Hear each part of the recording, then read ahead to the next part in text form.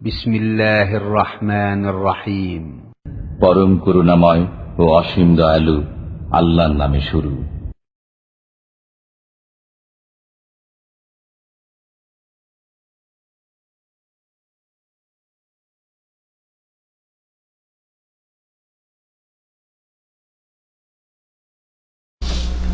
আসসালামু আলাইকুম ওয়া রাহমাতুল্লাহি ওয়া বারাকাতুহু। বিসমিল্লাহির রহমানির রহিম। আলহামদুলিল্লাহি রাব্বিল আলামিন ওয়াস সালাতু ওয়াস সালামু আলা সাইয়্যিদিল মুরসালিন নবিয়িনা মুহাম্মদ ওয়া আলা আলিহি ওয়া সাহবিহি আজমাইন। আম্মা বা'দ, ফাউযু বিল্লাহি মিনাশ শাইতানির রাজীম। ওয়া লাকাদ ওয়াসসালনা লাহুমুল কাওলা লাআল্লাহুম ইয়াতাযাক্কারুন আল্লাযীনা আতাইনাহুমুল কিতাবা মিন ক্বাবলিহি হুম বিহি মুমিনুন ওয়া ইযা ইউতলা আলাইহিম ক্বালু আমান্না বিহি ইন্নাহুল হাক্কু মির রাব্বিনা ইন্না কুন্না মিন ক্বাবলিহি মুসলিমিন উলাইকা ইউতাউনা আজরাহুম মাররাতাইনি বিমা সাবারু ওয়া ইয়াদরাউনা বিল হাসানাতি সাইয়্যাহ ওয়া মিম্মা রাযাকনাহুম ইউনফিকুন। সম্মানিত ভাতৃমণ্ডলী, আল্লাহ পাক রব্বুল আলামিনের সমস্ত প্রশংসা যে আল্লাহ পাক একক, যিনি আসমানি কিতাব নাযিল করেছেন আম্বিয়া রাসূলগণের উপর যুগে যুগে, আর এই ওহীর মাধ্যমে আসমানি কিতাব এবং রিসালাতের মাধ্যমে অসংখ্য মানুষকে আল্লাহ পাক সঠিক রাস্তা দেখিয়েছেন।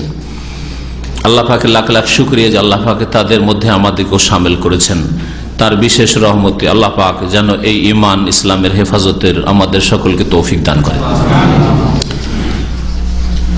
সালাত এবং সালাম নাযিল হয়ে নবী মুহাম্মদ রাসূলুল্লাহ সাল্লাল্লাহু আলাইহি ওয়াসাল্লামের প্রতি, যিনি সমস্ত রাসূলগণের শেষ রাসূল এবং তার উপর সবচেয়ে শ্রেষ্ঠ কিতাব নাযিল করা হয়েছে কোরআনুল কারীম। কোরআনে কারীমের তাফসীর আমাদের সূরাতুল কাসাসের আয়াত নম্বর 51 থেকে আজকে হবে। মহান আল্লাহ ইরশাদ করছেন এই আয়াতে এবং এর পরের বেশ কয়েকটা আয়াতে রিসালাতের কথা আর কিতাবের কথা। রাসূল আর রিসালাতের সাথে কিতাবের ঘনিষ্ঠ সম্পর্ক। রিসালাত মানে হচ্ছে পয়গাম, তো যাকে রাসূল করেছেন তিনি পয়গাম বাহক, আর যে রিসালাত এসেছে সেটা কিতাবের আকারে এসেছে, আসমানি কিতাবের আকারে এসেছে। এই জন্য আল্লাহর প্রতি ইমানের পরে যদি রিসালাতের প্রতি ইমান বলা হয় তাহলে দুটোই ইমানকে শামিল, রাসূল গণের প্রতি ইমানকেও শামিল, আর শেষ রাসূল মুহাম্মদ সাল্লাল্লাহু আলাইহি সাল্লাম যার দিনের প্রত্যেকটি বিষয় মেনে নেওয়া এবং পালন করা ফরজ, আর তার সাথে সাথে যে কিতাব নাযিল হয়েছে আম্বিয়া রাসূলগণের উপর সেগুলিও এতে শামিল রিসালাতে। তো এই রিসালাতের কথা, যাতে কিতাবের কথা, ওহীর কথা আর আম্বিয়া রাসূলগণের কথা উল্লেখ করা হয়েছে। আল্লাহ পাকের প্রতি ঈমানের পরে রাসূলগণের প্রতি ঈমান এবং রাসূলগণ যা নিয়ে এসেছেন তাদের উপর যে কিতাব নাযিল হয়েছে সেগুলির প্রতি ঈমান, এ হচ্ছে ঈমানের যে 6টি স্তম্ভ তার কয়েকটি। এই আয়াতগুলিতে এই রিসালাতের কথাই বলা হয়েছে। মহান আল্লাহ ইরশাদ করেছেন ওয়ালাকাদ ওয়াসসালনা লাহুমুল কাওলা, আর নিঃসন্দেহে বা নিশ্চয়ই আমি আল্লাহ মানব জাতির জন্য, লাহুম তাদের জন্য, মানব জাতির জন্য বাণীকে, আল কাওলা মানে আমার বাণী, আল কাউল বাণী, কার বাণী? আল্লাহ পাকের বাণী। এই হচ্ছে তাফসীর। আমি আমার বাণীকে তাদের জন্য ক্রমাগত বা তাদের কাছে ক্রমাগত পৌঁছে দিয়েছি। ওয়াসসালা, ওয়াসসালা মানে কি? ওয়াসসালার শাব্দিক অর্থ হচ্ছে পৌঁছিয়ে দেওয়া, পৌঁছিয়ে দেওয়া। এই জন্য আজকাল নতুন আরবিতে মাদ্রাসায় যে ছেলে মেয়েদের পৌঁছায় ওটাকে তৌসিল বলছে। বিজ্ঞপ্তিগুলো মাদ্রাসার এতে দেখবেন তৌসিল লেখা আছে, হ্যাঁ, তৌসিলুত তুল্লাব, তৌসিলুত তালেবাত, ছাত্র ছাত্রীদের পৌঁছানোর ব্যবস্থা, এক জায়গায় তার জায়গায় পৌঁছানো, নেওয়া দেওয়া। তো ওয়াসসালা আল্লাহ বলেছেন, ওয়াসসালা মানে তাহলে পৌঁছে দেওয়া। আর ওইভাবে আমি তাফসীর করলাম বা তরজমা করলাম, সেটা হচ্ছে যে নিঃসন্দেহে আমি আল্লাহ আমার বাণীকে মানব জাতি পর্যন্ত ক্রমাগত পৌঁছে দিয়েছি। আর ওয়াসসালা তৌসিল মানে ধীরে ধীরে পৌঁছে দেওয়া, ক্রমাগত, একসাথে না। বিশেষ করে যেই দিন হচ্ছে পূর্ণাঙ্গ দিন, আখিরি দিন, শেষ দিন, দিন ইসলাম, মুহাম্মদ রাসূলুল্লাহ সাল্লাল্লাহু আলাইহি ওয়াসাল্লামের উপর কোরআন কারীমের আকারে নাযিল হয়েছে এবং রাসূলুল্লাহ সাল্লাল্লাহু আলাইহি ওয়াসাল্লামের হাদিস যার দ্বারা পূর্ণ করা হয়েছে এই দিনকে আল্লাহ পাক রব্বুল আলামিন বা এই কিতাবকে আল্লাহ পাক ধীরে ধীরে নাযিল করেছেন 23 বছরের জীবনে, একসাথে দিয়ে দেননি, যেমন তাওরাত একবারই দিয়ে দিয়েছেন, এইভাবে নয়। তো আল্লাহ পাক বলছেন ওয়ালাকাদ ওয়াসসালনা লাহুমুল কাওলা, মানব জাতির জন্য আমি আমার বাণীকে ক্রমাগত পৌঁছিয়ে দিয়েছি। আর কেউ কেউ ওয়াসসালা মানে ফাসসালা করেছে, ওয়াসসালা মানে ফাসসালা, ফাসসালা মানে ব্যাখ্যা করে দিয়েছি, বিশদভাবে বর্ণনা করে দিয়েছি, তফসিল, ফাসসালা থেকে তফসিল, তফসিল মানে বিস্তারিত আলোচনা করা, বিশদভাবে আলোচনা করা। তো নিঃসন্দেহে আমি আমার বাণীকে বিস্তারিতভাবে বা বিশদভাবে বর্ণনা করে দিয়েছি, এটাও তাফসীর হতে পারে। লাআল্লাহুম ইয়াতাযাক্কারুন, কেন অস্পষ্ট নেই, যাতে করে মানুষ সহজে উপদেশ নিতে পারে, উপদেশ গ্রহণ করতে পারে। আল্লাযীনা আতাইনাহুমুল কিতাবা মিন ক্বাবলিহি, নবী মুহাম্মদ সাল্লাল্লাহু আলাইহি ওয়াসাল্লাম পূর্বে বা শেষ কিতাব আল কোরআন নাযিল হওয়ার পূর্বে যাদেরকে আমি কিতাব দিয়েছিলাম, তাওরাত দিয়েছিলাম, ইনজিল দিয়েছিলাম, যাদেরকে বনি ইসরাইলদেরকে, তাদের কথা বলা হয়েছে। আর বিশেষ করে তাদের ওলামাদের কথা, তাদের জ্ঞানীদের কথা, তাদের জ্ঞানীদের কথা, যারা তাওরাত ইনজিলের জ্ঞান রাখত, তাদের কথা এখানে প্রশংসামূলক আল্লাহ উল্লেখ করেছেন। ওদের মধ্যে যারা জ্ঞান চক্ষু খুলেছিল আর যারা শেষ কিতাবের প্রতীক্ষায় ছিল, শেষ রাসূল মুহাম্মদ সাল্লাল্লাহু আলাইহি সাল্লামের প্রতীক্ষায় ছিল। আর যেমনই নবী করিম সাল্লাল্লাহু আলাইহি সাল্লাম আসলেন, নবী হয়ে কোরআন নাযিল হওয়া শুরু হইল, জানতে পারলেন, তখন দ্রুত তারা ছুটে আসলো ইসলামের দিকে, তারা ঈমান নিয়ে আসলো। তাদের প্রশংসা আল্লাহ পাক এখানে করেছেন। আগের যে সত্য দিন ছিল, আল্লাহ প্রদত্ত দিন, সেই দিনও তারা মেনে এসছে, তখনও তারা মুমিন মুসলিম ছিল। আর যখন শেষ নবী মুহাম্মদ সাল্লাল্লাহু আলাইহি সাল্লাম চলে আসলেন কোরআন কারীম নিয়ে, তখন তারা বিনা বিলম্বে আবার দিন ইসলাম গ্রহণ করলো, নবী করিম সাল্লাল্লাহু আলাইহি ওয়াসাল্লামের প্রতি ঈমান নিয়ে আসলো, কোরআন কারীমের প্রতি ঈমান নিয়ে আসলো। তাহলে আগের দিনের প্রতি ঈমান ছিল তাদের, যেটা সত্য দিন ছিল তখনকার। আর সেই দিন যেমনই রহিত হইল, নতুন দিন আসলো, পূর্ণাঙ্গ দিন, দিনকে আল্লাহ কামেল করা শুরু করলে সেই দিনের ডাকেও সাড়া দিল, তারা ঈমান নিয়ে আসলো। দুই দিনের উপর যেহেতু ঈমান নিয়ে এসছে, আর দুটোই আল্লাহ প্রদত্ত দিন ছিল, আগেরটা এখন ক্যান্সেল, রহিত করা হয়েছে, মনসুখ করা হয়েছে, মনসুখ, সুতরাং আর মানা চলবে না। সুতরাং তারা তা ত্যাগ করে যেই দিন নতুন আসলো, কিয়ামত পর্যন্ত যেই দিন মানব জাতির জন্য ইহকাল পরকালের কল্যাণ নিয়ে এসেছে, সেই দিনের প্রতি ঈমান নিয়ে আসলো। আল্লাহ পাক তাদের প্রশংসা করেছেন, তারা জ্ঞানীর পরিচয় দিয়েছে এবং তাদের জন্য দ্বিগুণ পুরস্কারের জন্য রয়েছে। আল্লাহ পাক বলছেন যে যাদেরকে এর পূর্বে আমি কিতাব দিয়েছিলাম, হুম বিহি ইউমিনুন, তারা এর প্রতি ঈমান নিয়ে এসেছে, বিশ্বাস করেছে। তাদের মদিনায় যেমন আব্দুল্লাহ বিন সালাম বড় আলেম ইহুদিদের, তারপরে অনেক খ্রিস্টান জ্ঞানীরা, ধর্মের তাদের দিনের পণ্ডিতরা, যাদের সম্পর্কে তাফসীর কিতাবাদিতে রয়েছে যে 70 জন টিসিস, অর্থাৎ তাদের পোপ, পাদ্রী, যাদেরকে নাজাশী রাজা, আবেসিনিয়ার, বর্তমান ইথিওপিয়া, এরিত্রিয়া, এই দুটো মিলিয়ে তখন বৃহৎ হাবাসা ছিল, হাবাসা আরবি নাম, পুরাতন নাম। এই হাবাসার যে রাজা বাদশাহ নাজাশী ছিলেন, যিনি নিজে ইসলাম গ্রহণ করেছিলেন শাসকদের মধ্যে, এই একজন শাসক ইসলাম গ্রহণ করেছেন, নবী করিম সাল্লাল্লাহু আলাইহি ওয়াসাল্লামের প্রতি ঈমান নিয়ে এসেছিলেন এবং ইসলাম গ্রহণের পূর্বেও অত্যন্ত ন্যায়পরায়ণ মানুষ ছিলেন তিনি। সেই জন্য মুমিন মুসলিমরা মক্কা থেকে নির্যাতিত মজলুম হয়ে গিয়ে হিজরত করে আশ্রয় নিলে আশ্রয় দিয়েছিল, যদিও তখন দিন ইসলাম সম্পর্কে জানতেও পারেনি, কবুলও করেনি, কিন্তু আশ্রয় দিয়েছিল। এবং যারা ফিরিয়ে নেওয়ার জন্য গিয়েছিল আর মিথ্যা অভিযোগ করেছিল, তাদেরকে নিরাশ করে ফিরিয়ে দিয়েছিল যে তোমরাই বদমাইশ রয়েছ, মিথ্যুক তোমরা, এদেরকে কখনো আমি ফিরিয়ে পাঠাবো না তোমাদের কাছে। 70 জন লোককে পাঠিয়েছিলেন এই নাজাশী বাদশা। ফালামা কাদিমু আলা নবী সাল্লাল্লাহু আলাইহি ওয়াসাল্লাম, নবী করিম সাল্লাল্লাহু আলাইহি ওয়াসাল্লামের কাছে যখন এই 70 জন পাদ্রীরা এসে পৌঁছলেন, কারা আলাইহিম ইয়াসিন ওয়াল কুরআনিল হাকিম, সূরা ইয়াসিন পাঠ করে শুনিয়েছে, হাত্তা খাতামা, শেষ পর্যন্ত শুনে রাসূলুল্লাহ সাল্লাল্লাহু আলাইহি ওয়াসাল্লাম। রাসূলুল্লাহ সাল্লাল্লাহু আলাইহি ওয়াসাল্লামের অমুসলিমদেরকে দাওয়াত দেওয়ার পদ্ধতি ছিল কোরআন শোনানো, আজকাল নতুন নতুন ভঙ্গি অনেকে আধুনিক প্রযুক্তিতে আর আধুনিক পদ্ধতিতে ইসলামের দাওয়াত দেবো, যুক্তি তর্কে মানাবো, আর কোরআনের আয়াত হয়তো পাঠ করেন। 1 ঘন্টার একটা বক্তব্য করলো নন মুসলিমের জন্য, হ্যাঁ 1 ঘন্টার একটা কিছু পেশ করলো ইসলাম সম্পর্কে, অথবা লিখলো একটা আর্টিকেল, লিখলো বই, লিখলো, গোটা বই পড়ে পড়ে দেখেন যে দুটো তিনটে আয়াত পাবেন না। শুধু যুক্তি যুক্তি যুক্তি, লজিক। এটা তরিকা আম্বিয়া রাসূলগণের নাই। তাহলে অমুসলিমকে কোরআনে কারীম আপনি শোনান অর্থ সহ, যে ভাষা বুঝে, যে অমুসলিম যে ভাষা বুঝে তাকে ওইভাবে বুঝান। এটা হচ্ছে ইসলামের দাওয়াতের নবীদের তরিকা, রাসূলের তরিকা। রাসূলুল্লাহ এই তরিকা অবলম্বন করেছেন। দক্ষিণ ভারতে ইদানিং কয়েক বছর থেকে বেশ কিছু এইরকম দায়ীরা, আলেম ভাইরা যারা মদিনা থেকে পড়ে গেছেন, আরো বিভিন্ন ইউনিভার্সিটি থেকে সৌদি আরবে পড়াশোনা করে গেছেন, তারা এই পদ্ধতিতে গায়র মুসলিমদের, অমুসলিমদের দাওয়াতের কাজ শুরু করেছেন, যাদের সাথে আমাদের সম্পর্ক আছে এবং খোঁজ খবর আছে। ভালো কামিয়াব।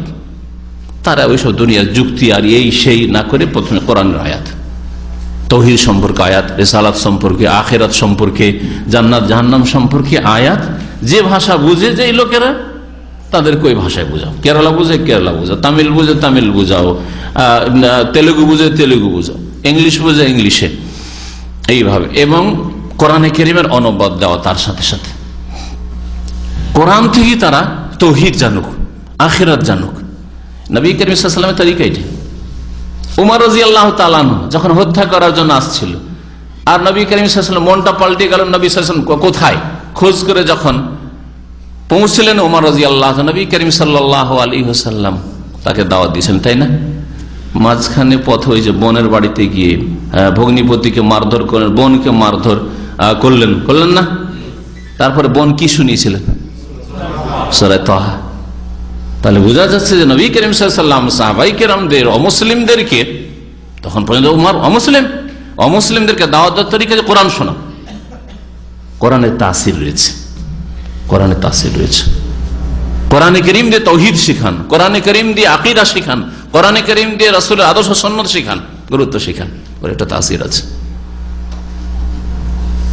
কোরআনের যে বরকত রয়েছে, যে ভালো প্রতিক্রিয়া রয়েছে, সেটা কোনো মানুষের কথা হইতে পারে না, কোনো মানুষের লেখা হইতে পারে না, কোনো লজিক যুক্তিতে হইতে পারে না। এটা হচ্ছে আম্বিয়া রাসূলগণের তরিকা। তো যখন তাদেরকে এই আয়াত শোনানো হলো, ফাজালু ইয়াবকুন, সুবহানাল্লাহ, সূরা ইয়াসিন শুনতেই, তারা আরবি ভাষী ছিল, আরবি ভাষা বুঝতো হাবাসার লোকেরা, কান্না করা শুরু করলো। আসলাম, আর সকলে ইসলাম গ্রহণ করলো। 70 জন খ্রিস্টানদের আলেম পাদ্রীরা তারা ইসলাম গ্রহণ করলো। ওয়া নাযালাত ফীহিম হাযিহিল আয়াতুল উখরা, এই আয়াত নাযিল হয়। এর পূর্বে যাদেরকে কিতাব দেওয়া হয়েছিল তারা হুম বিহি ইউমিনুন, তারা ঈমান নিয়ে এসেছিল। আরো এই মর্মে আরো কয়েকটি আয়াত রয়েছে।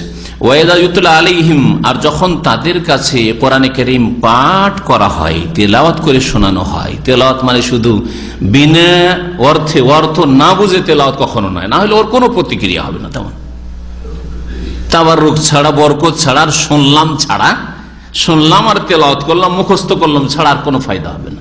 এই জন্য আরবরা কখনো অর্থ না বুঝে, একটা শব্দের অর্থ না বুঝে কোরআনে কখনো এগিয়ে যাননি। নবী করিম সাল্লাল্লাহু আলাইহি ওয়াসাল্লাম সাহাবায়ে কেরামরা যতক্ষণ পর্যন্ত একটা শব্দের অর্থ না বুঝতে পারছে আগে বাড়েননি।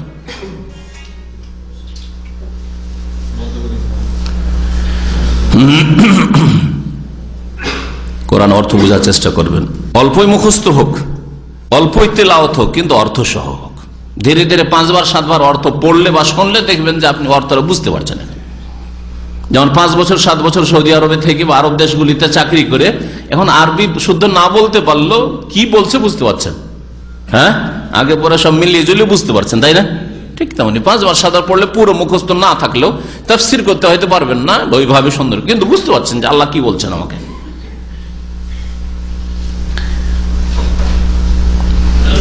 আল্লাহ পাক রব্বুল আলামিন বলছেন যে তাদেরকে যখন কোরআন তেলাওয়াত করে শোনানো হয়, কালু, তখন তারা বলেছিল আমান্না বিহি, আমরা ঈমান নিয়ে আসলাম এর উপর, ইন্নাহুল হাক্কু মির রাব্বিনা, নিঃসন্দেহে এই কোরআন হচ্ছে চিরসত্য আমাদের রবের পক্ষ থেকে। ইন্না কুন্না মিন ক্বাবলিহি মুসলিমিন, এর পূর্বেই আমরা আত্মসমর্পণকারী মুসলিম ছিলাম, এর আগেও মুসলিম ছিলাম, শিরিক করিনি, আর এখন আমরা শিরিক করব না। আমরা এর আগেও আত্মসমর্পণ করেছিলাম, আল্লাহর দিন মানতাম, আর এখন জানতে পারলাম যে আল্লাহ পাক রব্বুল আলামিনের দ্বীনের নতুন এডিশন এসেছে, হ্যাঁ, আজ কোরআন কারীম, সুতরাং সেটা মানলাম। উলাইকা ইউতাউনা আজরাহুম মাররাতাইন, আল্লাহ বলছে এরাই তো তারা যাদেরকে প্রদান করা হবে তাদের পারিশ্রমিক, তাদের নেকি মাররাতাইন, দ্বিগুণ। মাররাতাইন মানে দুইবারও হয়, দ্বিগুণও হয়, এখানে মাররাতাইন মানে দুইফাইন, দ্বিগুণ দেওয়া হবে। আগের দিনও মেনেছে, হ্যাঁ, ক্যান্সেল হয়ে গেল, আগেরটা ঠিক আছে, এতদিন আল্লাহর ছিল মেনেছিলাম, এখন আল্লাহ নতুন দিন নতুন এডিশন এসে মানি। যেমন আপনি স্কুলে যদি পড়েন ওল্ড সিলেবাস, আজকাল হচ্ছে এরকম না, ওল্ড সিলেবাসে পুরাতন সিলেবাসে পড়াশোনা করছিলেন, আর হঠাৎ করে এসে পৌঁছিল আপনার কাছে নিউ সিলেবাস। পুরাতন সিলেবাসে তখন পাশ করে এগিয়ে গিয়েছেন, এখন নতুন সিলেবাস। যদি হঠকারিতা করেন যে না মানি না নতুন সিলেবাস, ওই পুরাতন সিলেবাসে পড়াশোনা করব আর প্রস্তুতি নেব, পরীক্ষা দেবো, পাশ করবেন? Fail, fail. সুতরাং এখনো কেউ যদি মনে করে যে না ওই পুরাতন সিলেবাসই, আমি তাওরাত মানবো, শুধু ইহুদি থাকবো, আমরা খ্রিস্টান হয়ে থাকবো, তাহলে ফেল, ফেল, কখনো জান্নাত পাবে না। নতুন সিলেবাস এসেছে, সুতরাং সেই সিলেবাস গ্রহণ করতে হবে। যেমন ওই রকমই উদাহরণ হচ্ছে সংবিধানের। ৭১ পরে নতুন সংবিধান এসছে, এখন যদি কেউ বলে যে না আমি এটা মানি না, আমি পাকিস্তানি ওই সংবিধান মানি, তাহলে দেশদ্রোহী সে, হ্যাঁ, দেশদ্রোহী সে, হ্যাঁ, জাতীয়তা বিরোধী সে, অ্যান্টি নেশন সে, তাই না? সবচেয়ে বড় অপরাধী দেশের নজরে, তাই না? ঠিক তেমনি আল্লাহ পাকের কাছে সবচেয়ে বড় অপরাধী হচ্ছে কাফের, মুশরিক, যে ব্যক্তি কোরআন কারীমকে অস্বীকার করবে, যে ব্যক্তি মুহাম্মদ রাসূলুল্লাহ সাল্লাল্লাহু আলাইহি ওয়াসাল্লামকে অস্বীকার করবে, যে ব্যক্তি নিউ সিলেবাসকে অস্বীকার করবে, আসমানি সিলেবাসকে।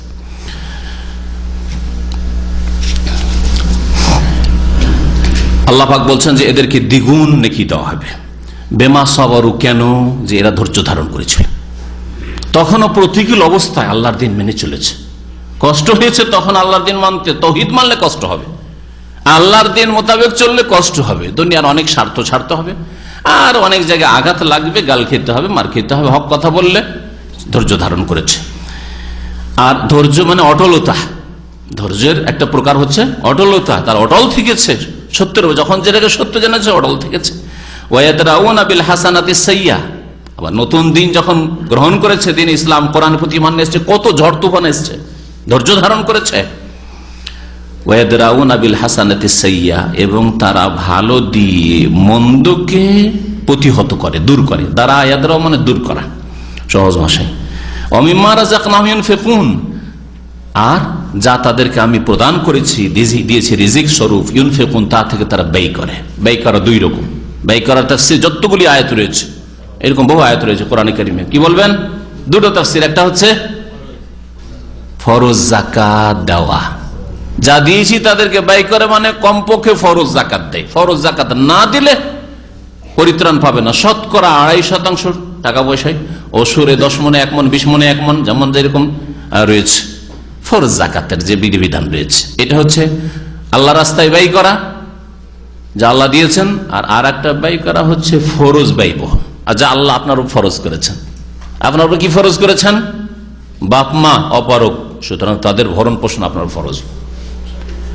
ছোট ভাইরা নাবালক রয়েছে, নাবালিকা রয়েছে, বোন, হ্যাঁ, বা বিবাহ হয়নি এখনো, তালাক প্রাপ্তা, বিধবা রয়েছে, তাদের খরচ ফরজ, যেটা আপনি মুস্তাহাব কাজ মনে করবেন না, যে করলাম নাই করলাম, চলবে না, এটা ফরজ। আপনার স্ত্রীর ভরণ পোষণ ফরজ, ছেলে মেয়ের ভরণ পোষণ ফরজ, চিকিৎসা দেওয়া ফরজ, ইত্যাদি। যা একজন মানুষের প্রয়োজন হয় তা ফরজ। শুধু পেটে খেতে দিলেন আর কাপড় দিয়ে দিলেন না, চিকিৎসা দিতে হবে, হ্যাঁ, শিক্ষার বয়সে শিক্ষা দিতে হবে। আল্লাহ পাক রব্বুল আলামিন যা ফরজ করেছেন সেই ফরজ ব্যয় করে। এই দুটো খরচ যদি মানুষ করে তো আল্লাহর কাছে নাজাত পেয়ে যেতে পারে। এর সাথে আর কিছু খরচ আছে, যেমন আপনাকে নামাজ পড়ার জন্য মসজিদ তৈরি করতে হবে, এটাও ফরজ। একা না হলে সবাই মিলে করতে হবে, আপনাকে অংশ নিতে হবে তাতে। এইরকমই দিন ইসলামের শিক্ষার প্রচার করতে হবে, হ্যাঁ, সুতরাং ইসলামিক প্রতিষ্ঠান প্রয়োজন, ইসলামিক লাইব্রেরি প্রয়োজন, এগুলো অনেক সময় ফরজ। সর্বনিম্ন যতটা হলে ইসলামিক অতটা ফরজ। বিশাল ইউনিভার্সিটি করতে পারবো কিন্তু চলার মতো, যাতে করে গ্রামে অন্তত দিন ইসলামের শিক্ষার আলো জ্বালানো সম্ভব হয়, ফরজ এর মধ্যে শামিল। ওয়াইদা সামিউল্লাগুয়া, আর যখন তারা বাজে কথা শুনে, লাগো মানে নিরর্থক কথা, অনার্থকই বলেন, বাজে কথা, খুব সহজ ভাষায় লাগো বাজে কথা।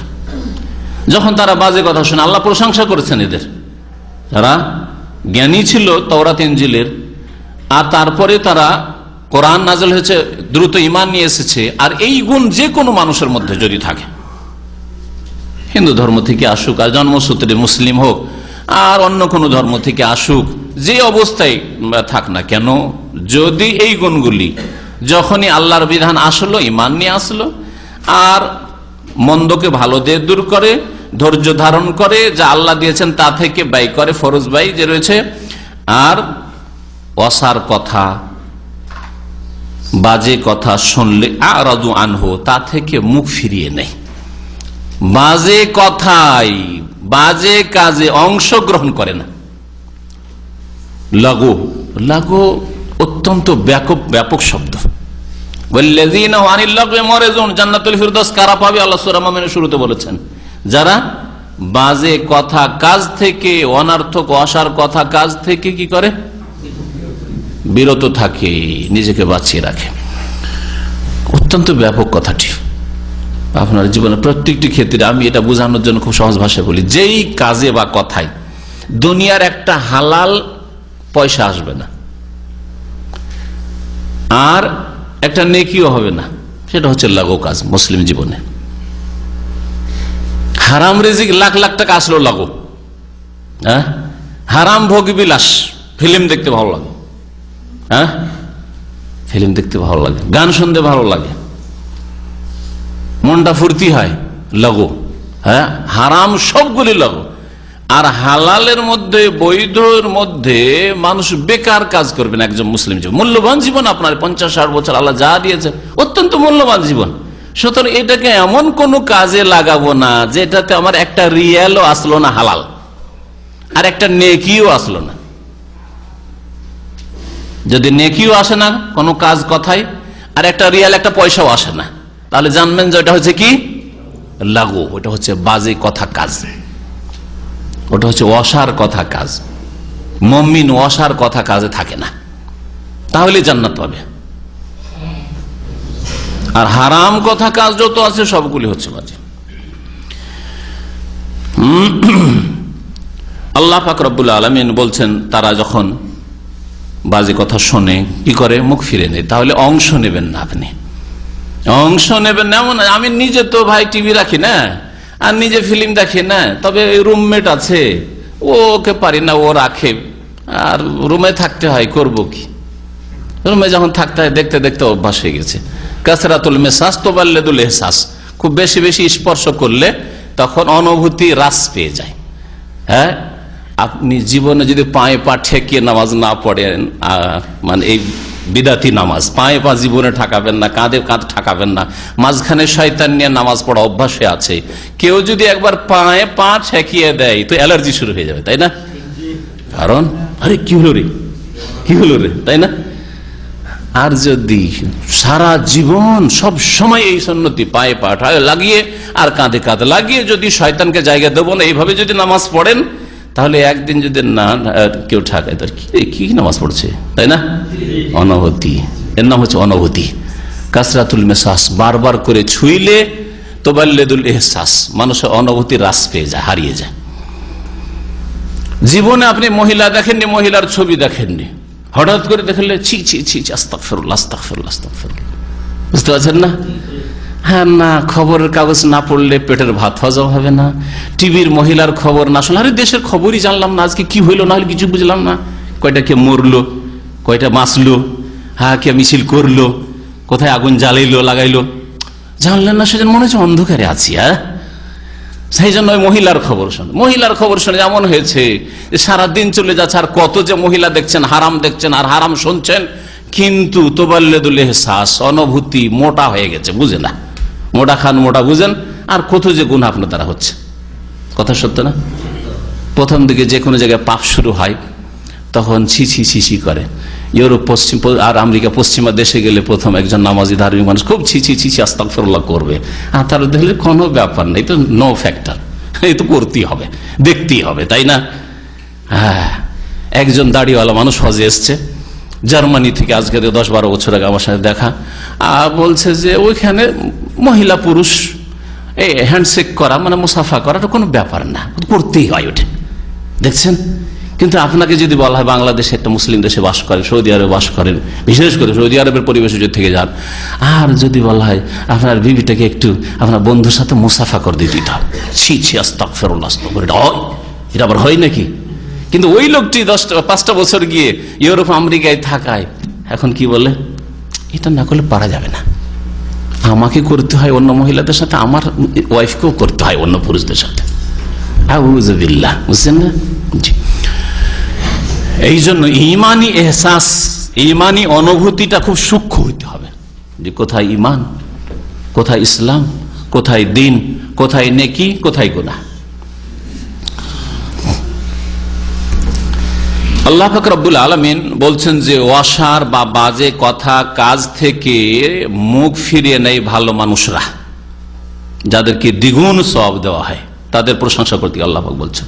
তাহলে ওয়াসার কথা কাজ আপনি অংশ নেবেন না, সহযোগিতা করবেন না। আপনি বসে গেলেন, হ্যাঁ, খারাপ ছবি চলছে, মহিলার ছবি আসছে, আর বসে গেলেন, আপনি না বসবেন না, বেরিয়ে যান ওখান থেকে, উল্টো দিকে কাঁথি আপনি শুয়ে যান। ধূমপান করছে, আর যেহেতু গরজ আছে, সালাম আলাইকুম, কেমন আছেন, ভালো আছেন, মাশাআল্লাহ, তাহলে আপনার এহসাস মোটা হয়ে গেছে, ইমানি অনুভূতি আপনার মোটা হয়ে গেছে। না, মুখ ফিরান, আপনি আরো যান, লাগো। এমন নয় যে বিড়ি সিগারেটে একটা রিয়াল এলো না, আর একটা নেকি এলো না, বরং গুনাহ এলো। হ্যাঁ, শরীর স্বাস্থ্যের ক্ষতি করলো, হ্যাঁ, পরিবেশকে দূষিত করলো, কত রোগ পয়দা করার কারণ করলো। হ্যাঁ, তারপরে ওর সাথে সালাম আলাইকুম, কেমন আছেন, ভালো আছেন, গল্প করছেন, বসে গেছেন একসাথে। কোথায় আরাজু আনো? তাহলে কোরআনের আয়াতের আমল কোথায়? কোরআনই জীবন গড়তে হবে। যখন তারা বাজে কথা কাজ দেখবে বা শুনবে, আরাজু আনহু, তা থেকে তারা মুখ ফিরিয়ে নেবে। আমি এজন্য এর আগে বলেছি, মাঝে মধ্যেই বলি, যে একটা লোক যখনই ধূমপান করছে, বুঝো কো যে তোমাকে ঘৃণা করি, তোমার কাজটা ঘৃণা করি, আরাজু আন, আমি মুখ ফিরাইলাম, রাস্তায় চলতে হচ্ছে কিন্তু আমি মুখ ফিরাইলাম, মুখটা ঢেকে নিলাম তোমার এই আপত্তিকর কাজ দেখে, অন্যায় কাজ দেখে, অন্তর থেকে ঘৃণা করে প্রতিবাদ করলাম। কমপক্ষে কথাই সবসময় বলা সম্ভব নাও হইতে পারে। ওয়াকালু, এবং তারা বলে, লানা আমালুনা ওয়ালাকুম আমালুকুম, আমাদের কর্মের ফল আমাদের জন্য, ওয়ালাকুম আমাল, তোমাদের কর্ম তোমাদের জন্য, মানে তোমাদের কর্মের ফল তোমাদের জন্য। তোমরা আদা খাবে স্বাদ পাবে, আমরা আদা খাবো স্বাদ পাবো, আমরা যেমন করবো আমাদের ফল পাবো। তবে এর মানে এই না যে আপনি সত্যের দাওয়াত দেবেন না, দাওয়াত দেওয়ার পর যখন মানবে না তখন এই কথা। সালামুন আলাইকুম, তোমাদের প্রতি সালাম, এই সালামটাকে বলা হয়েছে, এটা সালামে তাহিয়া, মানে দুয়ার সালাম নয়, এটা হচ্ছে সালামে মোতারাকা, হ্যাঁ, কেটে পড়ার সালাম। নিজের বাংলা ভাষায় খুব সুন্দর ভাষা হচ্ছে, যখন বাজে লোক দেখবেন, বাজে কাজ দেখবেন, গুনার কাজ দেখবেন, তখন সেখান থেকে কেটে পড়েন। বিবাহে নিমন্ত্রণ করেছে, বিবাহে গেছেন, কোন মজলিসে আপনাকে মেহমান অতিথি হিসাবে ডেকেছে, আর গিয়ে দেখেন ছেলে মেয়েকে একসাথে স্টেজে বসিয়ে দিয়েছে, গান বাজনা হচ্ছে, অন্যায় কাজ হচ্ছে, যুবতীরা এসে বরকে মালা দিচ্ছে, কি করবেন আপনি? আরাজু আনহু, মুখ ফিরান, আর কি বলেন? সালামুন আলাইকুম, মাস সালাম। এটা সালাম দুয়ার সালাম না, কিসে সালাম? এটাকে তাফসীরকাররা বলেছেন সালামে মুতারাকা। তাফসীর শাওকানি, তাফসীর আপনার ফাতুল কাদিরে এই ভাষাতে তৈরি করছে, আরো তাফসীরে রয়েছে।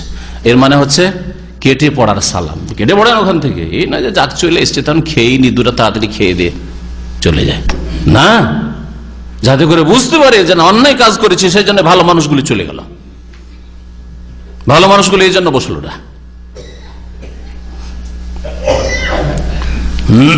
লা নাবতাগিল জাহিলিন, আমরা মূর্খদের সাথে, অজ্ঞদের সাথে জড়াতে চাই না। তাদেরকে চাই না মানে তাদের সাথে জড়াতে চাই না, ভেজাল চাই না। পারবেন না, হয়তো বল প্রয়োগ করা সম্ভব নয়, কারণ আপনি, আপনার হাতে শাসন ক্ষমতা নেই, আপনার অধীনস্থ লোক এসব নয়, ওরা স্বাধীন মানুষ। আর মুখে যতটা বলে পারেন আপনি ভালো কাজের কথা বলেন আর অন্যায় বাধা দেন। আর না লানাবতাগিল জাহিলিন, আমরা মূর্খ অজ্ঞ। জাহেল মানে এই নয় যে ইসলাম সম্পর্কে জ্ঞান নেই বা ভালো মন্দ সম্পর্কে জ্ঞান নেই। জাহেল মানে যে ব্যক্তি কর্ম করে না, জেনেও আমল করে, সে বড় জাহেল, সে বড় জাহেল। এই জন্য আবু জাহাল, যার কাছে কোরআনের দাওয়াত পৌঁছেছিল, রাসূলুল্লাহ সাল্লাল্লাহু আলাইহি ওয়াসাল্লাম কতবার পৌঁছেছেন আর সাহাবায়ে কেরাম কত বুঝিয়েছেন যে ইসলাম গ্রহণ করো, আর সে হচ্ছে আবু জাহাল, অজ্ঞতার পিতা, তাই না? এমন নয় যে জানতো না, জানানো হয়েছিল। তাহলে জানা শুধু যথেষ্ট না, জানলেই যে অজ্ঞতা দূর হয়ে যায় তা নয়। জানার পরে সংশোধন না করলে, জানলেন তাওহীদ সুন্নাত শিরক বিদআত, শিরক বিদআত ছাড়লেন না, তাহলে জাহাল আছে, বড় জাহালত রয়েছে। জানলেন না, তাতেও জাহালত রয়েছে।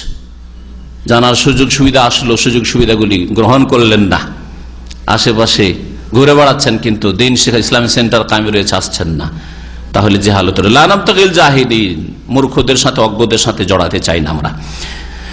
তারপরে আল্লাহ পাক রব্বুল আলামিন ইরশাদ করেছেন, ইন্নাকা লা তাহদি মান আহবাবতা ওয়ালাকিন্নাল্লাহু ইয়াহদি মান ইয়াশা ওয়া হুয়া আ'লামু বিল মুহতাদিন। এই আয়াতের শানে নজুল রয়েছে নবী করিম সাল্লাল্লাহু আলাইহি ওয়াসাল্লাম এর অত্যন্ত শ্রদ্ধাভাজন এবং প্রিয় আর অত্যন্ত হিতাকাঙ্ক্ষী চাচা ছিলেন কে?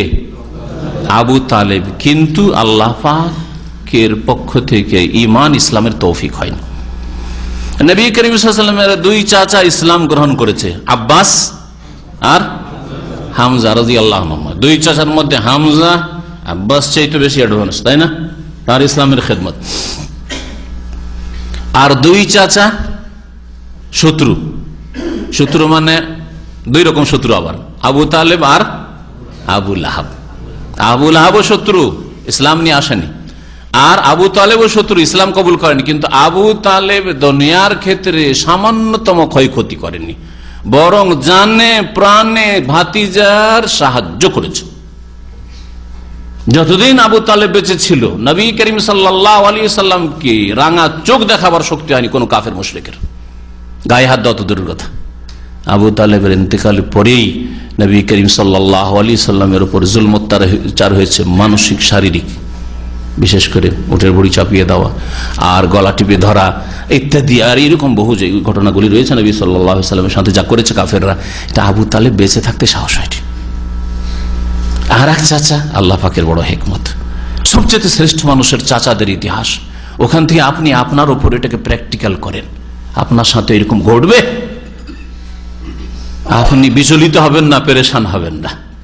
আর এক চাচা আবু লাহাব, কি কট্টর দুশ্মন, এইরকম দুশ্মন আবু জাহালও নাই, এত বড় দুশ্মন। আর কোন চাচা? আবু লাহাব, তাব্বাত ইয়াদা আবি লাহাব। আল্লাহ পাক আবু জাহাল তাব্বাত ইয়াদা আবু জাহাল বলেন, তাব্বাত ইয়াদা আবি লাহাব। আবু লাহাবের হাত ধ্বংস হোক, কথা বলেন সেও ধ্বংস, তার বিবিও। সুবহানাল্লাহ।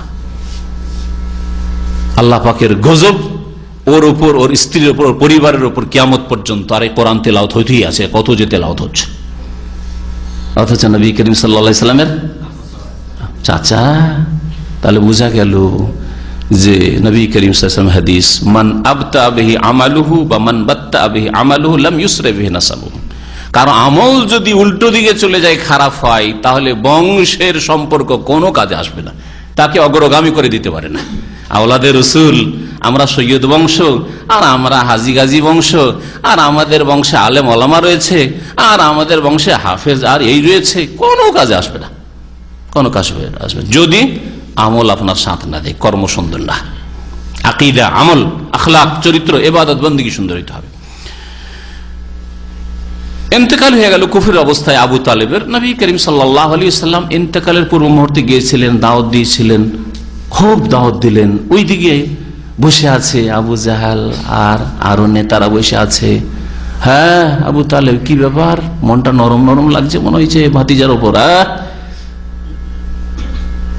তুমি বাপের ধর্ম ছেড়ে তো আতার গাবান মিল্লাতে আব্দুল মুত্তালিব, তোমার বাপ আব্দুল মুত্তালিবের তুমি মানহানি করবে, তার ধর্ম ছেড়ে দাও মানে তাকে বাপ দাদাকে গাল দেওয়া, যেমন আজকাল মূর্খ লোকেরা বলে।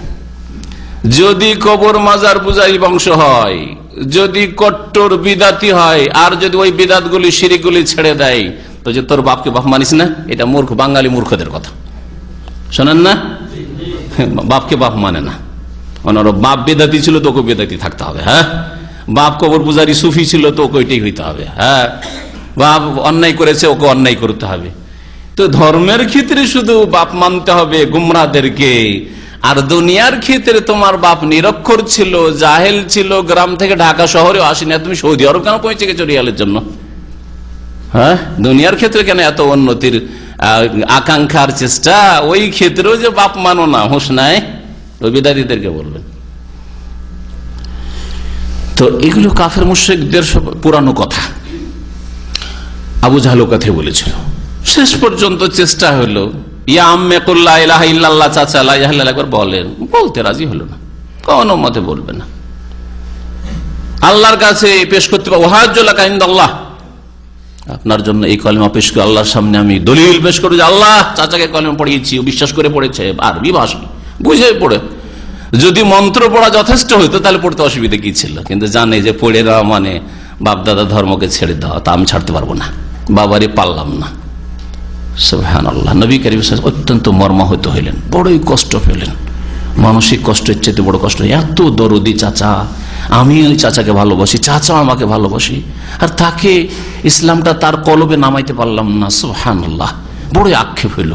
আল্লাহ সান্ত্বনা দিচ্ছেন নবীকে, বলছেন ইন্নাকা লা তাহদি মান আহবাবত, হে নবী নিঃসন্দেহে তুমি হেদায়েত করতে পারো না, তুমি রাস্তা দেখাতে পারো না, মানে গন্তব্য স্থানে পৌঁছাতে পারো না। হেদায়েতের দুটো অর্থ হয়, একটা হচ্ছে শুধু রাস্তা দেখিয়ে দেওয়া, আর একটা হচ্ছে গন্তব্য স্থানে পৌঁছিয়ে দেওয়া। যেমন দুনিয়ার ক্ষেত্রে রাস্তা দেখানো, একটা লোক এখান থেকে যাবে রিয়াদ, রাস্তা চেন না, তো এখানে বসলাম, আর বসার পরে বললাম যে একটা সিগন্যাল, দুটা সিগন্যাল, তারপরে ওই আর একটা সিগন্যাল, তিনটা সিগন্যাল, আর কোন সিগন্যাল নেই, সোজা রাস্তা ধরে নেবেন, বসে বসে বলে দিলাম।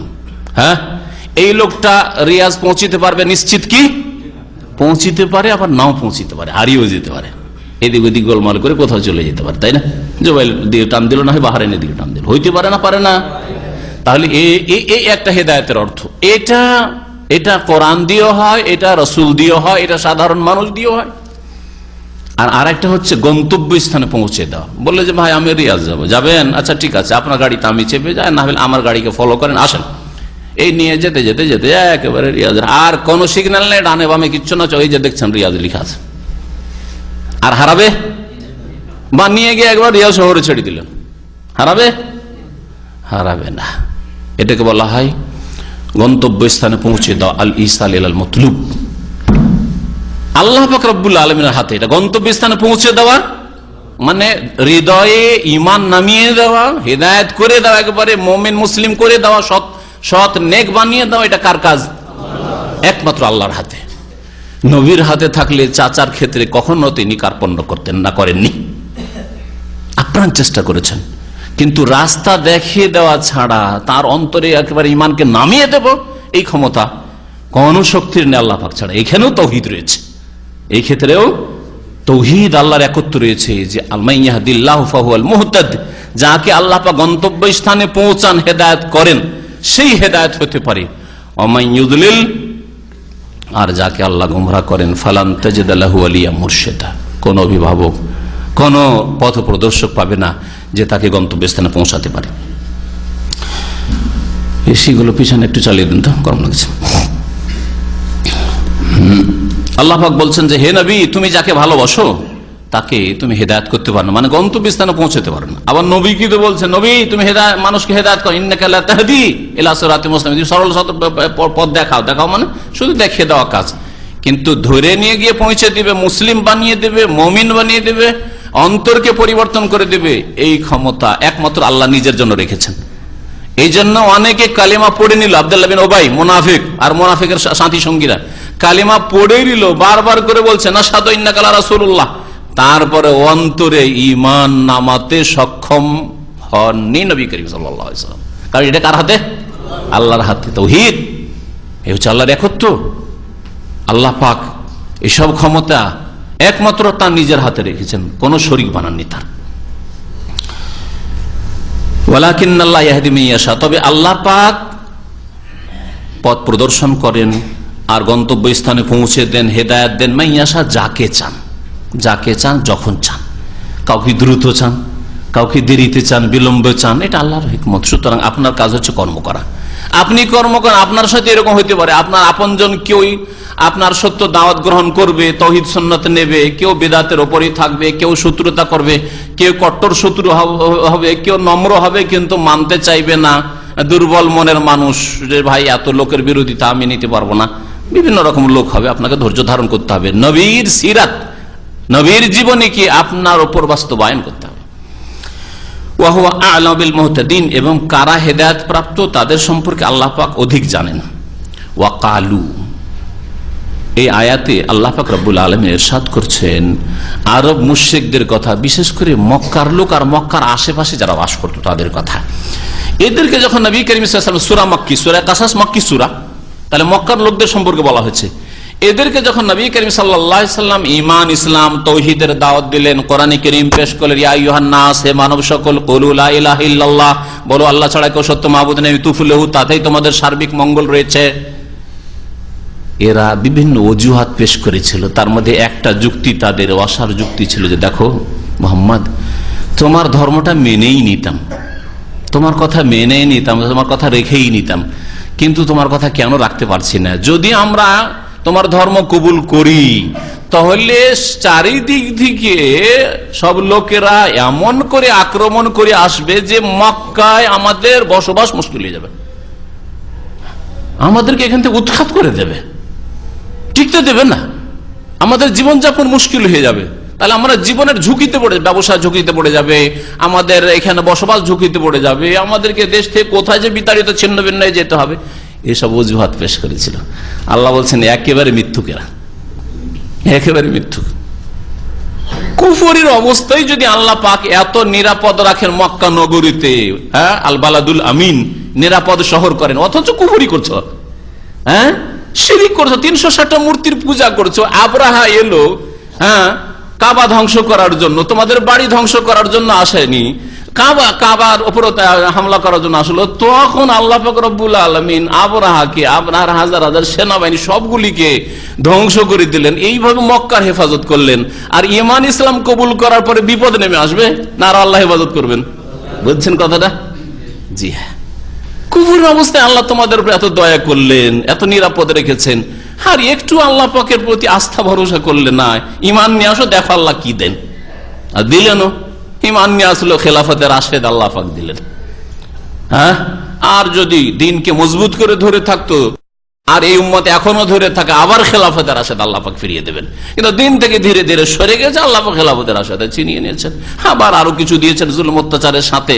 তারপরে অনেক ভালো শাসন ছিল, ভালো শাসন ছিল, ভালো শাসন ছিল, গেল ওই সব, আর এসেছে জুলম আর শোষণ আর অত্যাচার, আর ঘরে ঘরে জুলম, আল্লাহ পাকের আযাব, এসব এসে মানুষের পাপের কারণে আকীদাকে খারাপ করেছে, আমল খারাপ করেছে, মসজিদকে অনাবাদ করেছে, অধিকাংশ মুসলিম শতকরা 95 জন বেনামাজি, যার ফলে আল্লাহ পাকের আযাবের শেষ নেই। মহান আল্লাহ ইরশাদ করছেন ওয়াকালু, এই আরব মুশরিকেরা বা মক্কার মুশরিকেরা বলেছিল নবী সাল্লাল্লাহু আলাইহি ওয়াসাল্লামকে, ইন্নাত্তাবিল হুদা মাক, হে নবী মুহাম্মদ, তোমার সাথে যদি আমরা এই হেদায়েতের অনুসরণ করিনি, মানে তুমি যা বলছো এটা যদি আমরা মেনে নি, ফলো করি, তাহলে কি হবে?